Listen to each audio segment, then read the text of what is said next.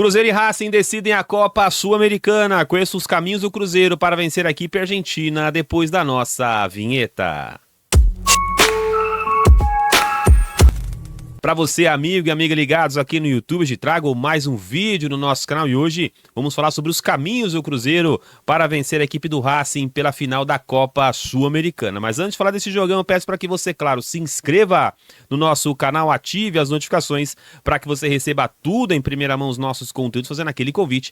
O conteúdo do seu time de coração você acompanha aqui com exclusividade no nosso Fala Adriano Esporte Clube. No vídeo de hoje temos um convidado especial, Leandro Correia, analista de desempenho e comentarista lá no canal Bate Fundo Esportivo, estará comigo analisando esse jogo entre Cruzeiro e Racing. Fica agora com o vídeo como foi a nossa análise de Cruzeiro e Racing pela final da Copa Sul-Americana. Para você, amigo e amiga ligados aqui no YouTube, hoje eu e Leandro Correia vamos tentar destrinchar o caminho do Cruzeiro rumo a mais um título na sua história, o título de campeão da Copa Sul-Americana. O Cruzeiro que decide o jogo contra a equipe do Racing da Argentina, jogo único, e a gente vai tentar aqui, eu, Leandro Correia, nosso parceiro aqui lá da Bate Fundo Esportivo, para tentar mostrar os caminhos que o Cruzeiro precisa fazer para conquistar mais um título para a sua história. Vamos colocar meu grande parceiro Leandro Correia lá do Bate Fundo Esportivo para a gente tentar destrinchar então o caminho do Cruzeiro rumo ao título da Copa Sul-Americana. Meu caro amigo Leandro Correia, tudo bem? Bom dia, boa tarde, boa noite para quem vai assistir esse vídeo. Torcedor do Cruzeiro está bastante esperançoso para esse jogo, o título que o Cruzeiro almeja para essa temporada, visando já a Copa Libertadores. Mas tem um adversário, Lelê, que é um adversário bastante complicado. Eu e você que vamos tentar mostrar para o torcedor cruzeirense quais são os caminhos que o Cruzeiro precisa fazer para tentar vencer a equipe argentina, que, aliás, na minha opinião, é uma equipe muito forte, diga-se de passagem, estuda bastante um pouquinho futebol aqui, conhece um pouco o Racing, e a gente vai tentar mostrar para você, torcedor, como que o Cruzeiro pode vencer esse Racing amanhã jogando no Paraguai. Leandro, bom dia, boa tarde, boa noite para você. Prazerzaço receber você aqui no Fala. Segunda vez o Lelê aqui no Fala Adriano, né, meu irmão? Bom dia, boa tarde, boa noite. Segue aí. Primeiramente, satisfação imensa por outra oportunidade, Adriano. Bom dia, boa tarde, boa noite aí a todos os nossos inscritos. E aquilo, o Racing é um time difícil, vem em grande fase, venceu os últimos 5 jogos, eliminou o Atlético Paranaense, eliminou o Corinthians, também já havia ali, de certa forma, despachado o Bragantino na fase de grupos. É uma equipe que já está acostumada na atual temporada na Sul-Americana em vencer brasileiros, só que, Adriano, não é um time perfeito, tem sim fragilidades e vamos mostrar quais os caminhos em que o Cruzeiro pode aproveitar. Vamos colocar na tela para você, torcedor. Aqui a gente teve um mapa aqui, o mapa tático das duas equipes. São equipes prováveis, as equipes que tanto Cruzeiro quanto Racing jogaram a grande maioria dos jogos na Copa Sul-Americana. Então a gente separou alguma formação do Racing, separamos também a formação do Cruzeiro, e eu, Lelê, vamos tentar aqui mostrar para você os caminhos da equipe do Cruzeiro. Eu queria começar já com você, Lelê, falando o que o Cruzeiro já, para a gente tentar elucidar um pouquinho essa planificação tática da equipe do Racing, e o que o Diniz também pode fazer. O Diniz, que é um técnico bastante estudioso, ele pode tentar vencer a equipe do Racing amanhã. Mostra pra gente aí na sua visão, na sua análise, quais são os caminhos do Cruzeiro, que eu vou mexendo cada jogador ali para o torcedor do Cruzeiro entender um pouquinho a dinâmica do nosso quadro. Vamos lá, o Gustavo Costas é um técnico que me agrada muito por conta de variar taticamente o Racing quando ataca e o Racing quando defende. Então, nesse esboço tático, é o Racing atacando, é o Racing com bola. E aí um jogador, para mim, é determinante taticamente para a equipe argentina, que é o camisa número 13, que é o Sosa. É ele que vai ser o termômetro tático do Racing. Quando o Racing se sente menos à vontade no jogo, ele recua para ser um terceiro zagueiro e para que, consequentemente, o Racing tenha válvulas de escape com os dois laterais, que são bons jogadores de descidas. Tanto o Marcherena, que fez uma baita partida, por exemplo, contra o Corinthians na Neoquímica Arena, né, um golaço, quanto o Sosa. Sim. Só que o Marcherena é mais do que o Sosa. Então, primeiramente, citando sobre o Racing, é esse fator do Sosa. Só que tem um detalhe, e aí vem aonde o Cruzeiro pode aproveitar, que é na marcação sem bola, que é na marcação da saída de bola do Racing. E aí o Matheus Pereira vai ter um um papel importante, porque em tese, supondo nesse 4-2-3-1 que pode ser um 4-4-2 losango do Diniz, o Matheus Pereira que vai ser um jogador mais próximo da saída de bola do Sousa, imaginando que Caio Jorge ou até mesmo o Veron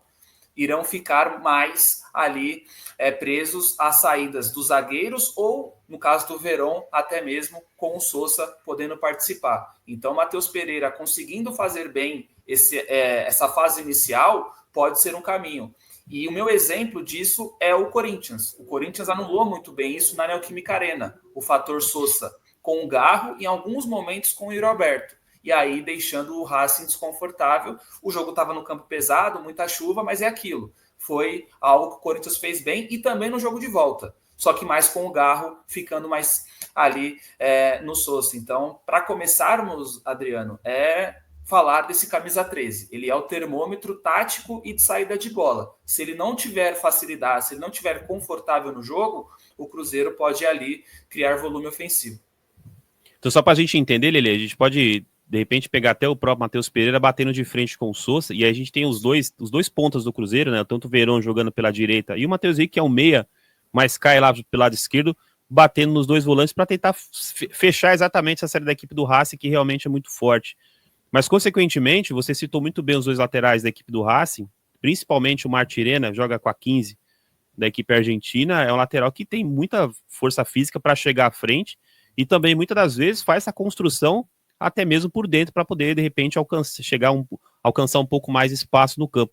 E aí é importante também para o Diniz, que a gente sabe como que a gente conhece um pouco o Diniz, essa marcação individual nesses jogadores vão ser importantes. E a gente vai perceber durante esse jogo grandes duelos na partida, né? Você prevê alguns duelos táticos assim entre alguns jogadores em campo. Eu já prevejo, por exemplo, o duelo entre os laterais. Marlon e o William vão bater muito de frente ali com o Roas e com o Martirena, já para tentar eliminar exatamente o que você falou, que é essa boa saída de bola da equipe do Racing, né? Exato, e aí você toca num ponto muito importante que pode ser determinante positivamente ou negativamente para o Cruzeiro, que é as possíveis marcações individuais, né, os famosos encaixes individuais. E aí é falar do Quinteiro. Nesse nosso esboço, o Quinteiro ele está numa região central e é realmente a sua área de atuação mais incisiva, buscando assistências ou até buscando mesmo finalizações, como ocorreu, por exemplo, no lance contra o Corinthians. Naquela transição rápida, falha do Félix Torres e o Quinteiro, numa região mais central, progrediu e venceu ali o Hugo Souza. Porém, ele é um atleta que sai muito da direita para dentro, mesmo tendo muito mapa de calor numa região central. E aí, imaginando encaixes individuais, na minha opinião, será um erro se o Marlon for o encaixe individual do Quinteiro, que pode acontecer, porque o Quinteiro pode ser um jogador aberto que caia para dentro. E aí, muitas vezes, isso acontece. E aí, vou até citar um exemplo rápido de Botafogo e Palmeiras, que em alguns momentos o próprio Marcos Rocha foi o encaixe individual do Savarino. E aí o Savarino puxava muito o próprio Marcos Rocha para justamente abrir espaço até para o Igor Jesus, fazer ali infiltrações e tudo mais, pelo lado direito do Palmeiras. Então, quando o encaixe individual é do lateral com um meia que se movimenta muito, pode ter um problema. E qual seria o grande problema? O Martirena. É o Quinteiro arrastar o Marlon para onde ele quer, para justamente ludibriar, abrir um corredor muito grande para o Martirena e o Martirena fazer disso ali o seu espaço de atuação. No gol do Corinthians, do Martirena, acontece algo parecido, com o próprio Bidu não entendendo muito as movimentações do Martirena e deixando ele com muito espaço. E aí sai aquele golaço, uma jogada muito associativa. Então, de todos os encaixes individuais possíveis, para mim, um que não deve acontecer é esse, do Marlon no Quinteiro, porque caso aconteça, pode ser um problema. Eu até sinalizei aqui o Marlon, e partindo até para bater de frente exatamente com o Quinteiro. A gente tem aqui uma seta apontada para ele, e também a gente vê essa movimentação importante do Martirena já a partir exatamente nesse espaço que vai ser deixado, né? Então o Cruzeiro não pode, de hipótese nenhuma, deixar esses jogadores livres para poder criar. Outro ponto importante nesse Racing também, a gente poder analisar também, é a movimentação dos dois atacantes. Embora o Adrian Martínez é um pouquinho mais pesado, mas a gente tem do outro lado um Sousa que pode balançar bastante. E aí o Cruzeiro também precisa fazer também uma marcação, de certa forma, um encaixe mais individualizado nesse jogador também, né, Lele? Exato. E aí fica também o outro lado, do William ficar no Sousa. Porque talvez pro Diniz, imaginando essa marcação individual, não seja tão vantajoso ser um dos zagueiros no Salas, por conta dele ser um jogador de muita movimentação e às vezes recuar bastante para justamente ter a possibilidade de infiltrações ou do Martinez ou até mesmo do Quinteiro. Então, esses atacantes do Racing são de muitas movimentações. E um fator também interessante é que o Racing é um time que atrai muito a pressão adversária, propositalmente, dá uma sensação de que está sendo dominada, mas isso é proposital, é intencional, porque Salas e Martinez são jogadores preparados para fazer o famoso movimento de ruptura. E como o Cruzeiro gosta de jogar com linhas altas, porque é o Diniz tem esse modelo tático, assim como o próprio Gustavo Costas, pode ser um caminho também do próprio Racing ter dificuldades na saída, ter dificuldades de associar muito o seu jogo através do seu losango com 4 meio-campistas e entendendo essa dificuldade, deixar a bola com o Cruzeiro para fazer com que o Cruzeiro venha para o seu campo, adiante as suas linhas e fazer essa transição direta. Foi assim contra o Corinthians. O gol do Salas que abre o placar é justamente nisso. É o Racing atraindo o Corinthians para o seu campo, e aí, através disso, teve uma bobeada da zaga do Timão, mas aí o Salas já estava preparado para fazer esse movimento de ruptura e acaba fazendo o gol. E tem o lance do Quinteiro, que é o Racing faz um gol, empata contra o Corinthians, e o Corinthians com posse, o Racing propositalmente recua para justamente forçar essa transição mais rápida, e no Quinteiro acontece o segundo gol. Então, é aquilo, é um time perigoso quando tem a posse, e também é perigoso quando não tem e quando fica de forma mais reativa. Agora, quando a gente lembra do Cruzeiro, ainda quando era o Seabra, o Cruzeiro atacava muito pelo lado esquerdo, né? E a gente, talvez possa ser que o Matheus Henrique jogue por esse lado, até no lugar do Barreal, que inclusive foi titular contra o Corinthians, naquele time reserva do Cruzeiro. O esboço do Diniz aponta que pode ser aí o Matheus Henrique que possa jogar desse lado. Entendendo esse movimento, Lele, eu até acho que o Diniz possa jogar até mais pensando no 4-4-2 do que um 4-2-3-1, né? Talvez, ou até no losango também, assim como foi que o Gustavo também joga dessa maneira, e pode espelhar um esquema do outro. Mas o Diniz tem uma característica interessante, que no portador da bola, ele acumula bastante jogadores nessa posição onde está a bola, né? Então, com isso, ele pode atrair essa marcação. Se o Racing também pode, o Diniz também pode fazer essa atração de marcação e de puxando jogadores para o seu campo e abrir esse espaço. Outro ponto importante seria o próprio Matheus Pereira, que pode ficar livre nesse jogo, talvez batendo de Consouça, não sei, Lele. Aí acho que é um ponto para o Cruzeiro, de repente, com o Diniz gosta de jogar sempre por um lado, a bola de um lado do outro, tendo bastante superioridade pelos lados do campo, pode ser uma saída também, né? De repente o Cruzeiro possa optar por esse espaço que o Diniz deixa no campo, né?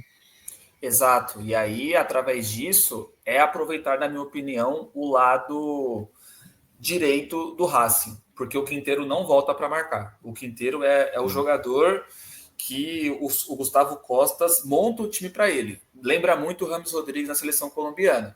O Rames Rodrigues até tem momentos ali de desarmes, interceptações pela Colômbia, mas se analisarmos bem o jogo sem bola da Colômbia, em muitos momentos o Rames está lá na frente ou está pelo lado sem muita recomposição.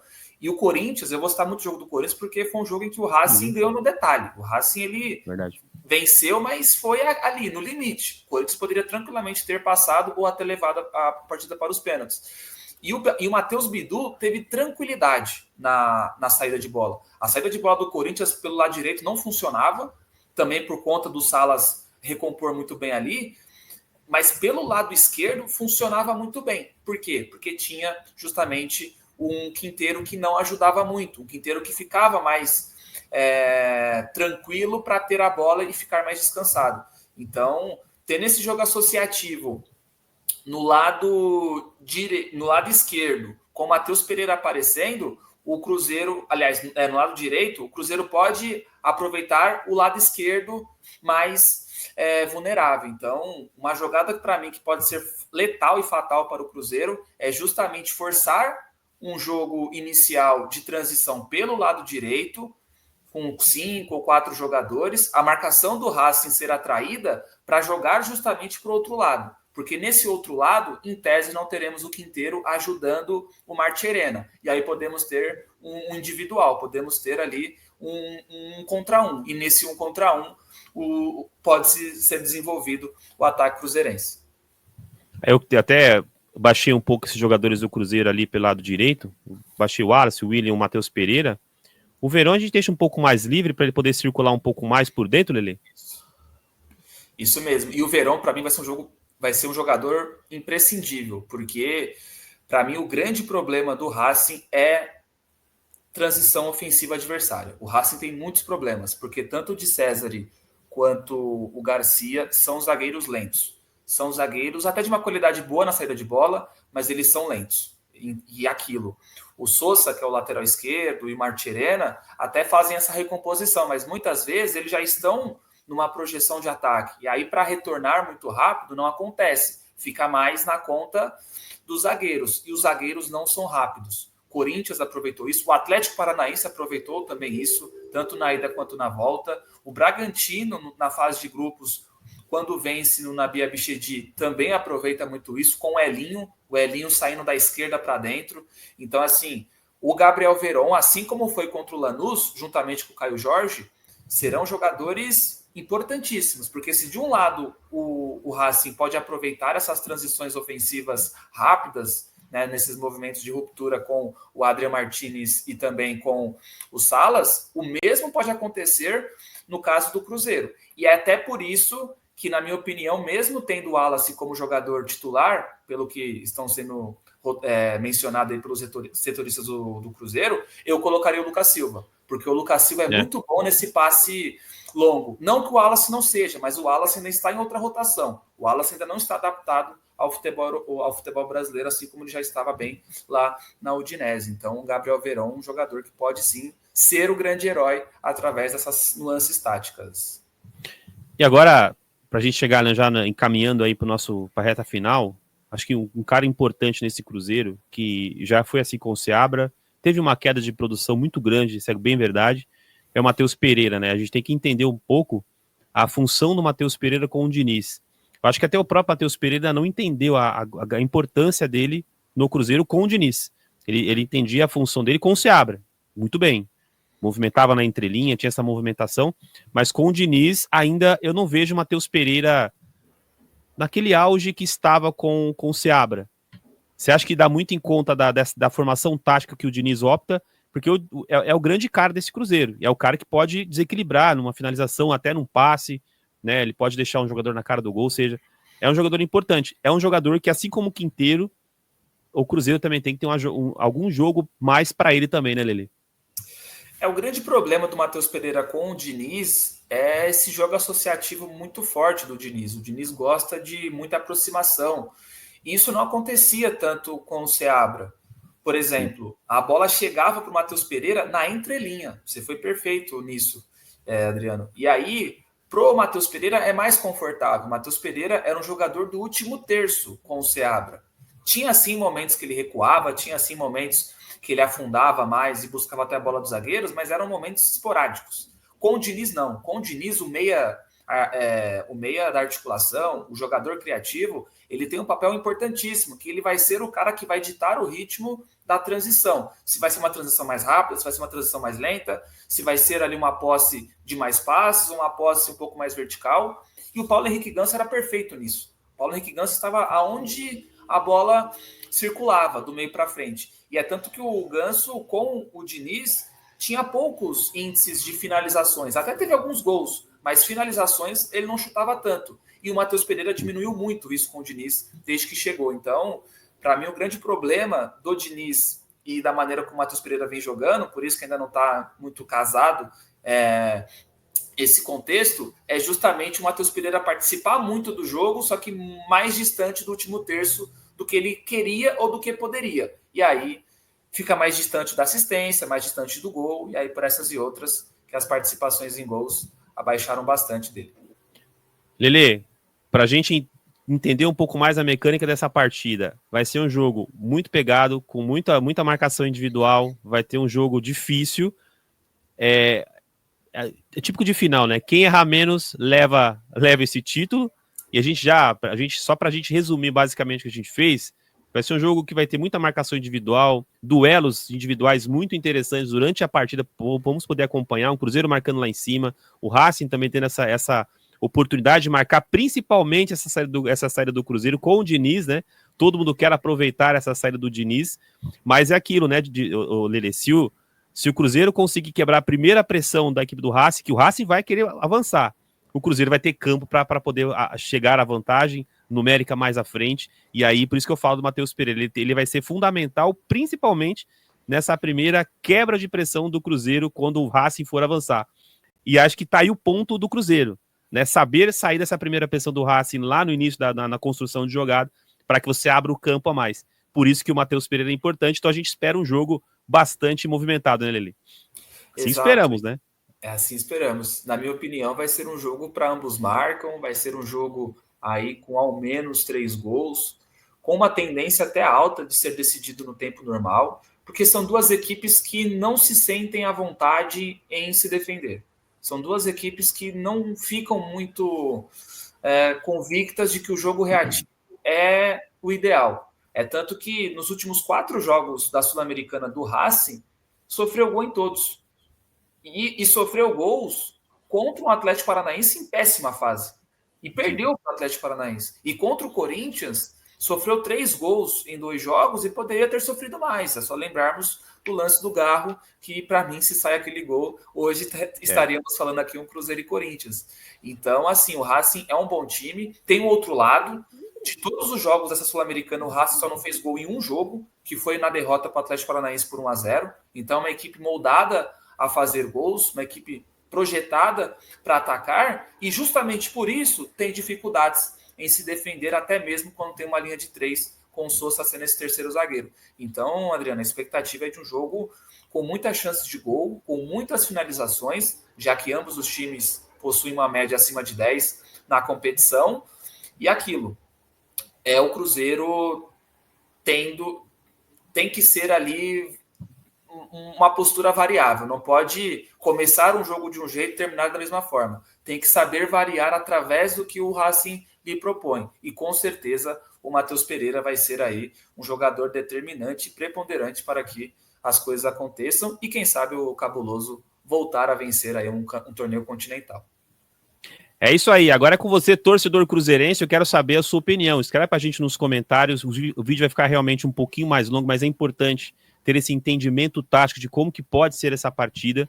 Vai ser um jogo bastante tático, um jogo com bastante duelos individuais, por isso que eu trouxe o Lelê, que é uma pessoa que inteligentíssima, que conhece um pouco do riscado, conhece um pouco ali do campo, para mostrar para você, torcedor cruzeirense, como que o Cruzeiro tem os caminhos para poder vencer esse Racing difícil aqui para a Argentina. Então escreve para a gente nos comentários, eu vou ler sua mensagem aqui no nosso canal. Meu grande amigo Lelê, obrigado aí por você ter participado aqui. É um projeto que vai sair tá saindo do papel aí. Quem sabe teremos mais análises aí, tem a final da Libertadores chegando, seu time do coração pode pintar também aqui uma análise mais apurada e mais detalhada comigo e também com meu parceiro Lelê. Lelê, obrigado mais uma vez, meu irmão. Satisfação imensa, Adriano, também. Aí, um grande abraço aí a todos os nossos inscritos. E aquilo, vamos acompanhar aí uma grande final Sul-Americana, talvez, tecnicamente falando, a melhor da história. É isso aí, nosso Fala Adriano se encerra por aqui, até o próximo vídeo, até lá então, tchau, tchau.